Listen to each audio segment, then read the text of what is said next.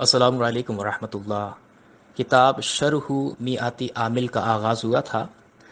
کتاب کا نام ویسے عام طور پر کہہ دیا جاتا ہے شرح میعاتی عامل، اصل میں شرح میعاتی عامل ہے۔ تو یہاں پر شرح کو آپ مضاف بنائیں گے، میعاتی مضاف الیہ، پھر مضاف، اور عامل یہ مضاف الیہ ہے۔ تو 100 عامل کی شرح، تو یوں مرکب اضافی ہونے کی وجہ سے اس کو اگر ہم عربک میں اگر بولیں گے تو کہا جائے گا شرح میعاتی عامل۔ تو بات چل رہی تھی ہماری اس عبارت پر کہ اعلم ان العوامل، یہاں پر جو لکھا ہے مصنف نے کہ عوامل کو نحو میں 100 عوامل پر انہوں نے تقسیم کر دیا، کچھ کو لفظیہ میں شامل کیا اور کچھ کو معنویہ میں۔ تو یہاں پر ایک بات بڑی اہم سمجھانے کی ہے، وہ یہ کہ یہاں پر جو عبارت آئی ہے علی ما الفہ الشیخ الامام، تو غور کیجئے کہ کبھی ایسا ہوتا ہے کہ کچھ القاب ذکر کیے جاتے ہیں، جیسے یہاں پر پہلا لقب ہے شیخ، پھر دوسرا امام، تیسرا افضل علماء الانام، یہ 3 یہاں پر القاب آ گئے۔ القاب کے بعد پھر نام آتا ہے، جیسے عبد القاہر بن عبد الرحمن، یہ نام آ گیا، اور اس کے بعد ایک اس میں منصوب آ جاتا ہے، جیسے کہ جرجانی، آپ دیکھیں یہ اس میں منصوب ہے، جیسے عطار سے عطاری، تو ملتان سے ملتانی، یوں ہی جرجان سے جرجانی، یہ اس میں منصوب ہے۔ اس کی ترکیب کی جائے گی باقاعدہ، اس میں ہوا ضمیر، اس کا نائب الفاعل نکال کر شبہ جملہ اسمیہ بنا کر ہم ماقبل کے لیے کچھ بنائیں گے۔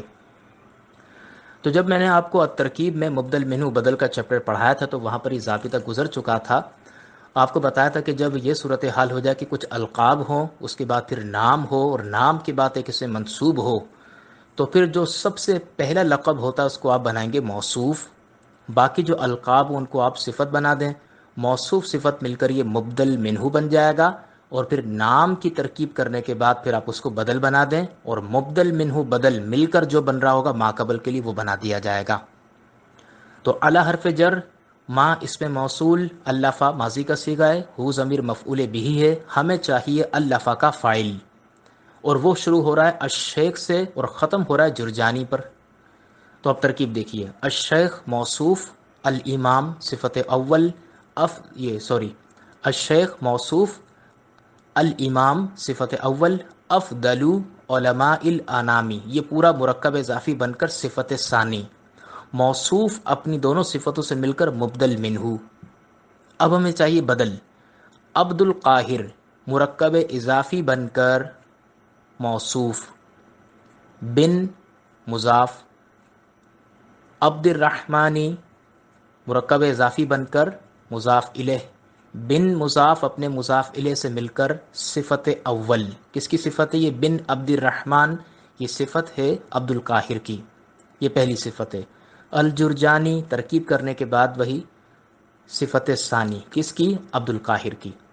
عبد القاہر موصوف اپنی دونوں صفتوں سے مل کر بدل، مبدل منہ اپنے بدل سے مل کر الفا کا فاعل، الفا فعل اپنے مفعول بہ مقدم، اور یہ پورا فاعل سے مل کر جملہ فعلیہ خبریہ ہو کر موصول کا صلہ، موصول صلہ مل کر جار کا مجرور۔ اچھا اب دیکھیے گا ذرا، یہ میں نے جیسا بھی آپ کو بتایا تھا کہ اس کا تعلق جو ہے علم ان العوامل پھر یہ فی النحوی میعۃ عامل سے ہے۔ اب اس کی ترکیب اگر کی جائے تو آپ یہ کہہ سکتے ہیں کہ جب ایک معرفہ ہو، اس کے بعد جار مجرور ہو، یا ایک یا چند اس کے بعد پھر ایک یا چند کلمات خبر بننے کی صلاحیت رکھتے ہوں، تو پھر آپ 2 طرح سے ترکیب کر سکتے ہیں۔ معرفہ کو ذوالحال یا حال بنائیں، معرفہ کو ذوالحال یا موصوف بنائیں، جار مجرور کو کسی کے متعلق کر کے آپ حال یا صفت بنا دیں۔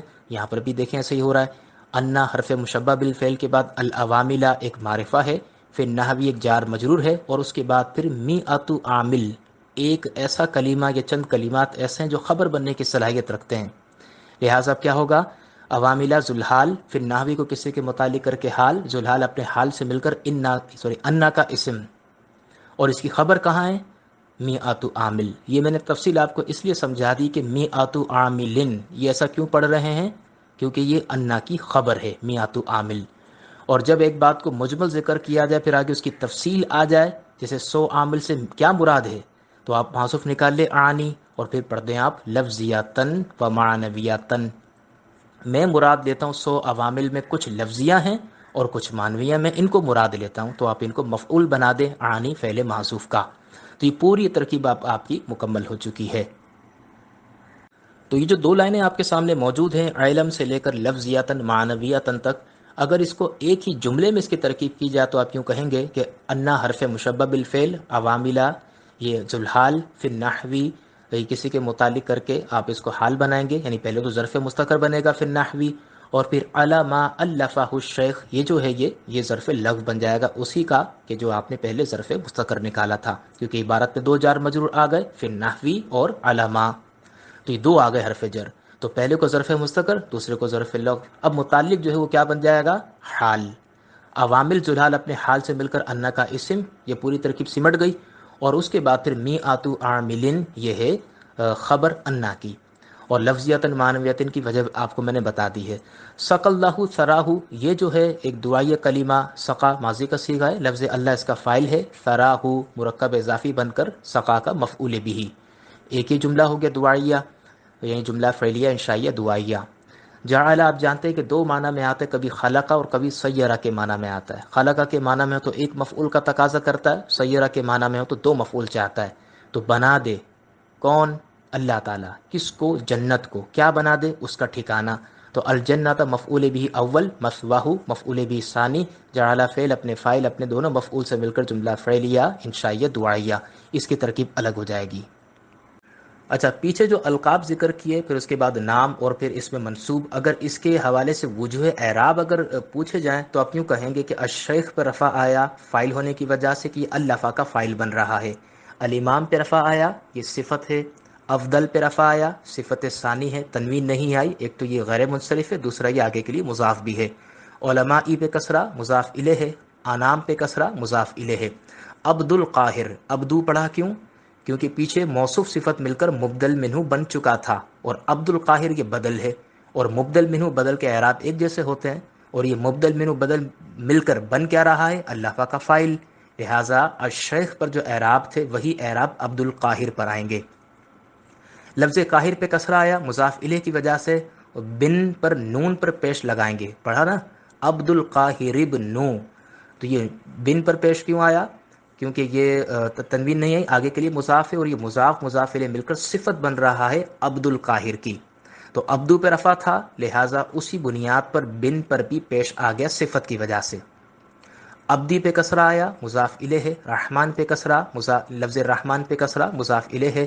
اور جرجانی یا پر پیش لگائیں گے کیونکہ یہ صفت بن رہا ہے لفظ عبد القاہر کی. تو عبد القاہر موصوف اپنی دونوں صفتوں سے مل کر، چونکہ یہ بدل ہے اور مبدل منہ بدل کے اعراب ایک جیسے ہوتے، لہٰذا اکثر اسم پر رفع نظر آ رہا ہے اسی وجہ سے. اب یہ جو لفظیاتاً معنویاتاً یہاں پر ذکر کیا، اس کی ترکیب بھی تین طرح سے کر سکتے ہیں. آپ کو معلوم ہے ایک بات مجمل ذکر کرنے کے بعد جب اس کی تفصیل ذکر کی جائے تو آپ یا تو بدل بنا سکتے ہیں، لہٰذا لفظیاتاً معنویاتاً. اگر عانی کا مفعول بنائیں گے تو دونوں منصوب پڑھے جائیں گے. اگر آپ اس کو بدل بنائیں گے لفظ می آتو عامل سے تو پھر لفظیاتن معنویاتن پڑھا جائے گا. اور اگر آپ معصوف نکالیں گے بعدوہا تو اب بھی یہ رفع پڑھا جائے گا. تو اب ترجمہ یہ ہو جائے گا بعدوہا لفظیاتن و بعدوہا معنویاتن. تو 100 عوامل ہیں نحو میں، ان میں سے بعض لفظیہ ہیں اور بعض معنویہ ہیں.